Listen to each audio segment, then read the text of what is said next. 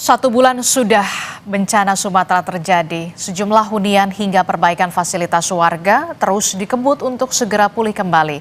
Meski begitu, sejumlah wilayah memperpanjang masa tanggap darurat hingga Januari 2026.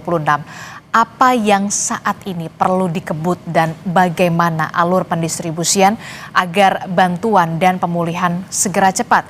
Kita bahas bersama dengan anggota DPD Aceh, bergabung bersama kami melalui sambungan daring, Sudirman Haji Uma, dan juga ada pakar kebencanaan UPN Veteran Yogyakarta, Eko Teguh Paripurno. Selamat pagi, Assalamualaikum Bapak-Bapak.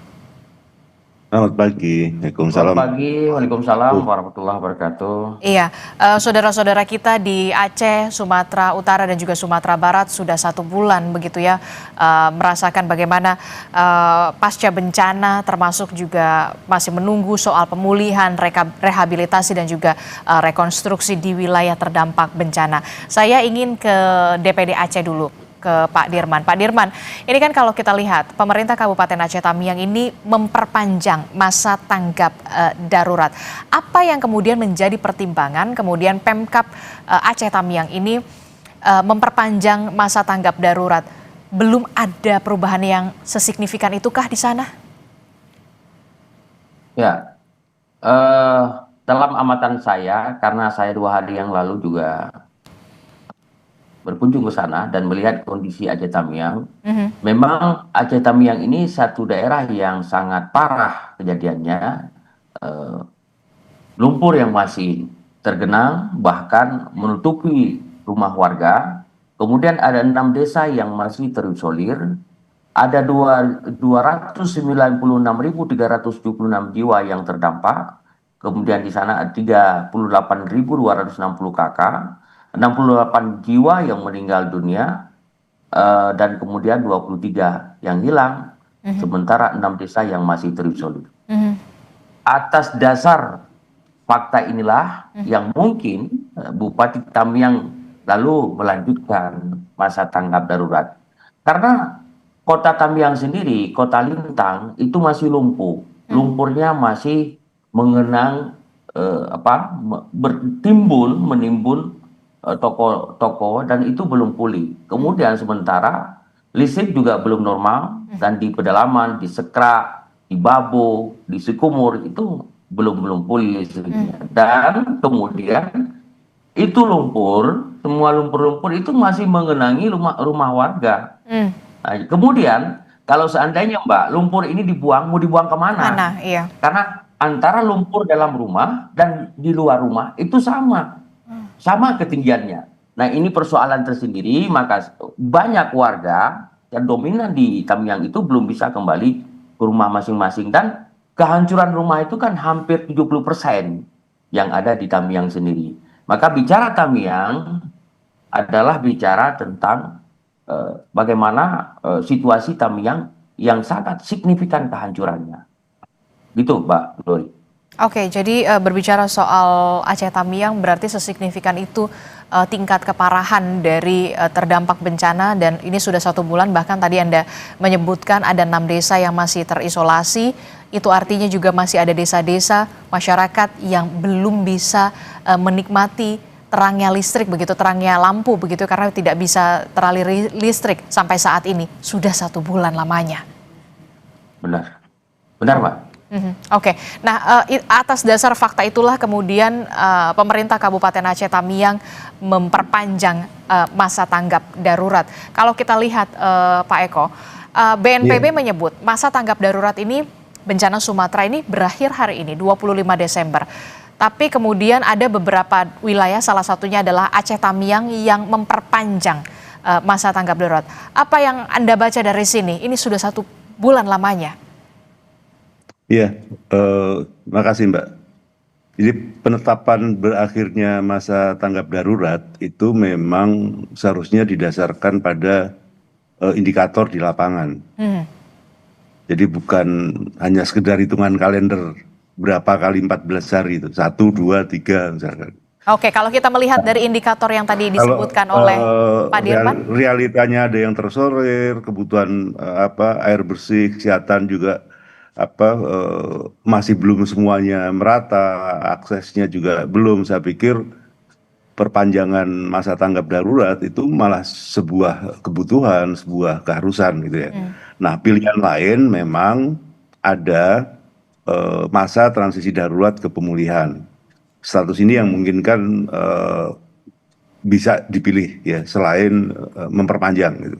Artinya pemenuhan kebutuhan dasar itu tetap berjalan, tapi proses pemulihan itu sudah dimulai. Nah ini pilihan lain. Mungkin ada yang lupa bahwa dalam Perban itu ada status transisi darurat ke pemulihan yang dapat dipilih, tidak sekedar berhenti menjadi kepemulihan atau berhenti dari tanggap darurat. Jadi buat saya keputusan-keputusan itu yang menarik sebenarnya kalau ini dipasrahkan ke kabupaten dan provinsi, maka yang menentukan tentunya kabupaten dan provinsi sendiri berdasarkan realita di lapangannya. Ya, jadi ini kan jadi bolak-balik ini. Ketika daruratnya itu tidak nasional, tapi tiba-tiba misalnya selesai daruratnya itu nasional gitu. Jadi ya kita serahkan aja, menurut saya serahkan ke kabupaten kota masing-masing, dan saya menghargai keputusan memperpanjang itu kalau realitanya memang seperti itu. Walaupun ada pilihan lain, ada transisi darurat ke pemulihan. Ini hal itu yang bisa kita pilih, kita lakukan. Oke. Jangan seakan lah kira-kira begitu. Oke, bisa memilih opsi transisi dari darurat kemudian ke masa pemulihan. Ya, ada istilah transisi darurat ke pemulihan, itu satu masa sendiri gitu. Jadi di dalam peraturan itu ada siaga darurat, tanggap darurat, transisi darurat ke pemulihan, baru ke pemulihan. Oke, indikatornya apa Pak untuk bisa melakukan transisi dari darurat, tanggap darurat kemudian ke masa pemulihan? Syaratnya apa, indikatornya apa, dan poin-poin pencapaiannya itu seperti apa sebenarnya supaya kita juga bisa lebih jelas dijelaskan secara sederhana. Kalau bicara darurat itu sebenarnya pemenuhan kebutuhan dasar. Tapi kalau ini kebutuhan dasarnya saja belum bisa terpenuhi secara optimal, bagaimana? Nah itu jenis, jumlah, waktu, ya kan, keberlanjutan itu harus selesai dulu gitu. Ya, itu targetnya seperti itu. Nah, makanya kalau itu sudah ya kira-kira tinggal sedikit begitu, hanya tinggal belum berlanjut, mungkin masih terbatas, ayo kita transisi darurat agar segera bisa kita lakukan. Memulai pemulihan itu juga pernah dilakukan di tempat lain meskipun daruratnya belum selesai. Seperti Cianjur kemarin kan juga masih darurat, itu Jokowi udah bilang mari kita mulai ininya, itu juga nggak apa-apa. Yang penting bahwa jangan sampai merasa atau kita seolah-olah sudah tidak bertanggung jawab lagi dalam pemenuhan kebutuhan dasar. Tapi apa yang disampaikan Kepala Badan tadi kan sebenarnya udah cukup jelas ya, bahwa pemenuhan kebutuhan dasar itu terus berlanjut gitu, sambil memulai pemulihan yang lumayan baik kalau tadi disebut dari bawah gitu. Nah, hanya memang statusnya ini yang perlu di dalam tanda petik ya diperbaiki mungkin ya, ke arah transisi darurat ke pemulihan aja gitu. Oke, jadi ada yang perlu diperbaiki dari bisa diperbaiki dari tanggap darurat ke masa pemulihan transisi begitu ya. Nah, saya ingin tahu juga dari kacamata transisi darurat ke pemulihan. Saya ingin tahu juga dari kacamata Anda, bagaimana kemudian tentu semua all out ya, bekerja secara optimal. Tapi kemudian dari kacamata Anda, apa yang kemudian saat ini harus segera dilakukan? Karena kalau kita lihat masih banyak desa yang terisolasi, kemudian masih ada juga masyarakat yang belum bisa menikmati listrik, teraliri listrik, pasokan air bersih juga masih kurang begitu. Apa yang kemudian seharusnya menjadi prioritas dan lebih lagi dioptimalkan? Apalagi banyak warga yang rumahnya sudah tidak bisa lagi ditinggali karena memang sudah kerusakannya sudah parah sekali. Iya, eh, status perpanjangan itu sudah bentuk warning bahwa kita semua harus bekerja keras gitu. Ya, menyelesaikan permasalahan itu gitu. PR-nya sebenarnya adalah apakah asesmen awal kita itu cukup baik gitu. Saya takutnya dari situ. Data yang ada belum cukup baik gitu. Sehingga ini akan memunculkan masalah baru. Tapi tentu memulai pemulihan itu tidak berarti buruk. Jadi terutama bisa dipilih atau dimulai membuat hunian-hunian sementara. Gitu. Nah, yang berada di tempat semula seperti tadi yang disampaikan Kepala Badan, menarik bahwa tidak harus dikumpulkan tapi ada di tempat semula. Tentunya ini dengan pertimbangan nanti ketika pemulihan itu juga harus melakukan pemulihan ekologis. Tidak semata-mata pemukiman, infrastruktur, sosial, ekonomi, juga ekologisnya. Biar tempat-tempat yang sekarang kena itu di kemudian hari tidak kena lagi. Gitu. Itu. Oke, jadi bukan hanya soal pemulihan masyarakatnya saja, warganya saja, tapi kemudian pemulihan ekologis juga harus berjalan beriringan bersama-sama begitu ya, karena ya harus bersama-sama berdampingan. Saya ingin ke Pak Dirman. Pak Dirman, kalau Anda sudah menyebutkan kebutuhan dasar belum bisa terpenuhi secara optimal. Jadi untuk beberapa wilayah begitu di Aceh khususnya yang paling parah begitu, apa yang saat ini dirasa masih belum optimal? Listrik, kemudian pasokan air bersih atau seperti apa, Pak Dirman? Jadi begini Mbak Glory, masyarakat hari ini yang terdampak itu merasa satu hal yang sangat dilema. Yang pertama, mereka itu tidak punya kemampuan finansial, harta benda. Nah, kemudian seandainya pun mereka punya rumahnya itu sudah tertutup dengan lumpur. Dia bekerja, membersihkan itu dengan apa? Nah, kemudian yang kedua, masyarakat yang tidak lagi punya rumah, sementara mau tinggal di mana? Kebutuhan anak-anaknya, kebutuhan makannya, kebutuhan gizinya, itu yang belum terhantarkan ke sana.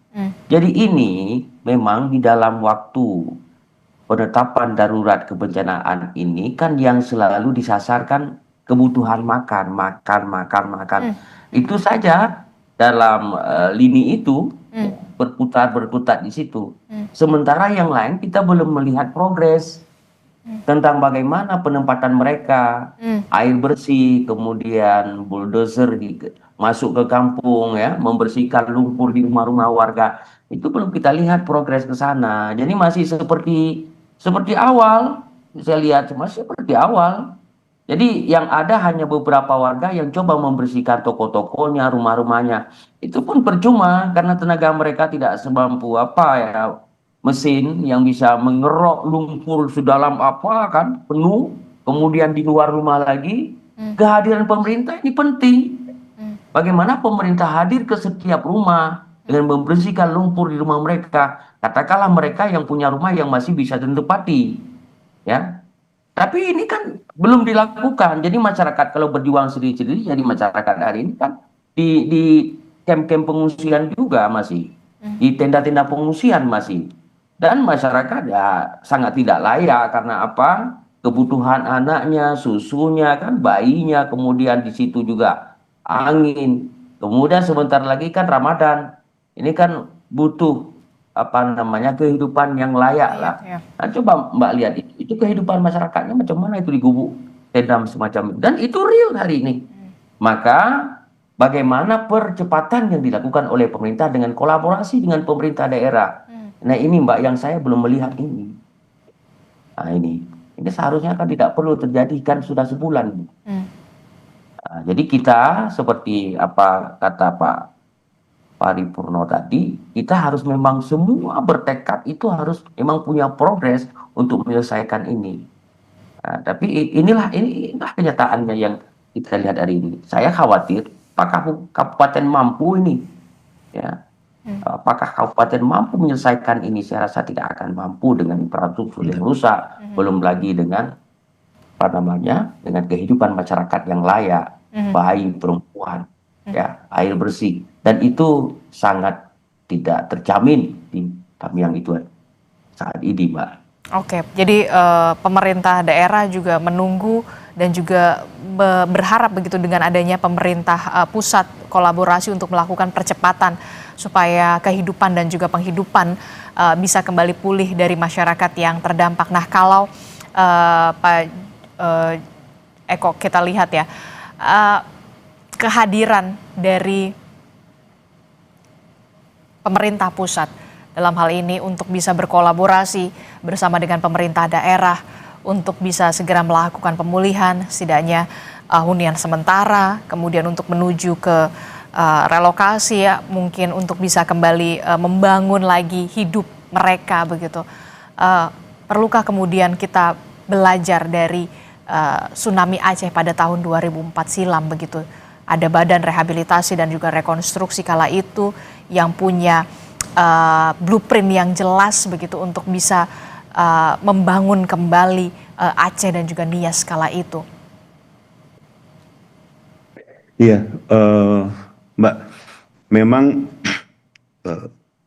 kita harus bersegera melakukan sinkronisasi komando dan anggaran. Segampangnya anggaran, sebenarnya adalah sumber daya. Ya. Yang mampu mengelola semua sumber daya yang ada di APBN, APBD, provinsi, dana hibah internasional, itu agar tidak tumpang tindih dan jelas gitu. Termasuk merealokasi anggaran ke skala-skala prioritas ini gitu. Saya takutnya itu di level pemerintah pusat misalnya, ya menganggap misalnya, makan gratis itu statusnya lebih tinggi dari kasus kemanusiaan ini gitu. Sehingga nggak ada realokasi anggaran ke sana misalnya. Ya. Dan kita tahu keterbatasan pemerintah daerah. Ini boleh jadi dimulai dari gap melihat intensitas bencana yang berbeda antara warga, pemerintah daerah, dan pemerintah pusat. Jadi karena gap ini, maka keputusannya jadi salang surup gitu. Nah, bacaan gap ini memang harus terbuka, artinya satu datanya, baik data daruratnya, baik ke arah pemulihannya. Karena itu Jitupasna misalnya, kajian kebutuhan pasca bencana, itu juga harus segera dilakukan agar tahu kebutuhannya, ya, sehingga merealokasi dana-dana yang sebenarnya harus dilakukan untuk kebutuhan itu, kebutuhan darurat, kebutuhan pemulihan, agar tadi, ya, hal-hal yang seharusnya dilakukan dengan effort yang lebih besar itu bisa dilakukan, tidak dibiarkan gitu. Pembiaran ini jadi masalah dalam jangka panjang. Jadi sekarang kan seolah-olah hanya urusan makan, tapi tidak tercukupan kebutuhan. Urusan pendidikan, gizi, ini masa depan warga 3 provinsi gitu, sekian kabupaten. Jadi ya, mari sambil ini kita perbaiki data dan memastikan melakukan realokasi anggaran dari yang tidak prioritas, tidak penting-penting amat, itu ke urusan ini. Nah, tentang sudah dibentuk atau belum gitu, sudah ada surat apa Menko apa dulu Menko Kesra, saya selalu menghafal ini apa PMK ini membuat surat yang sudah ada Oke. untuk percepatan ini gitu. Hanya apakah seperti tadi Mbak sekuat BRR, nah itu kita tunggu aja lah. Oke, jadi memang saat ini penting sekali untuk bisa melihat mana skala prioritas dan soal kemanusiaan, humanity begitu ya, Iya. skala prioritas untuk realokasi anggaran begitu, untuk bisa memfokuskan, menggeser ke skala prioritas soal ke saudara-saudara kita ke Aceh, Sumatera Utara dan juga Sumatera Barat, agar mereka bisa segera kembali hidup dalam tanda kutip ya, kembali hidup termasuk juga soal penghidupan mereka. Jangan ada soal pembiaran di sana, tentu saja karena mereka adalah tetap saudara-saudara kita. Tentu kita berharap pemerintah pusat akan ada tindakan-tindakan lebih percepatan lagi untuk berkolaborasi untuk bersama-sama membangun kembali Aceh, Sumatera Utara dan juga Sumatera Barat. Terima kasih Pak Eko Teguh Paripurno telah bergabung bersama kami. Pak Sudirman Haji Umah juga terima kasih. Salam untuk saudara-saudara kita di Aceh sana. Assalamualaikum, selamat pagi, sehat selalu. Waalaikumsalam. Salam. Selamat pagi.